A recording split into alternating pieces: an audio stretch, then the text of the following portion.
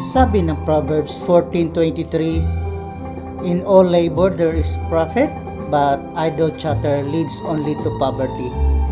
So, narapat lang na mayroon tayong ginagawa kasi mayroong pagkakitaan, mayroong hihintayin, mayroong aanihin kapag may ginagawa.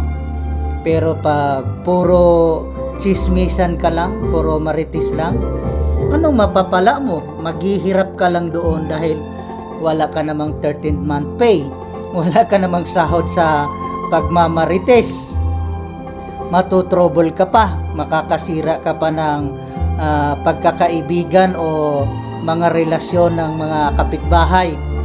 So, dapat lang, kagaya ng mga mayayaman, wala silang panahon makipagkwentuhan masyado kasi abala sila sa pagtatrabaho.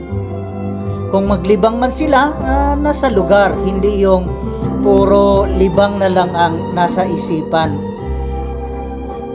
Biblical yan, guys.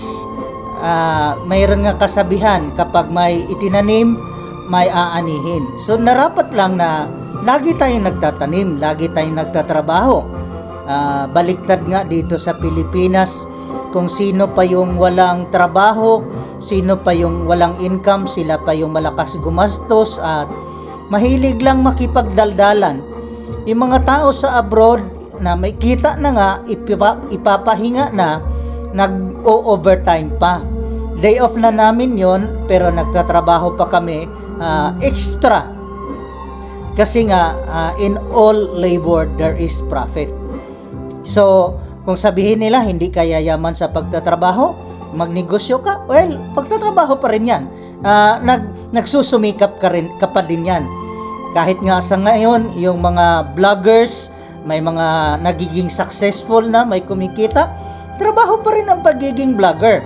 Hindi madali na mag-edit, hindi madali na mamasyal. Ako nga sa dami kong pinasyalan, sa dami ko ng gasto sa pamamasyal para makapag-vlog, mag-i-edit pa. Time consuming ang pag-edit at pagbablog, guys. Hanap buhay pa rin yan, and hopefully maging successful nga tayo pagdating ng panahon, pero sa kasalukuyan wala pa. At least may hinihintay ako, may maaasahan ako kaysa matutulog lang ako.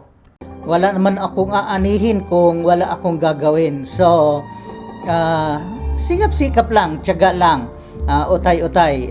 Pagdating ng panahon, aanihin ko din itong aking ginagawa.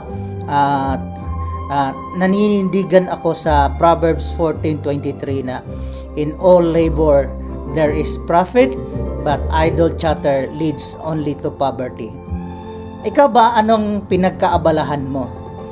Ano bang inaasahan mo sa buhay?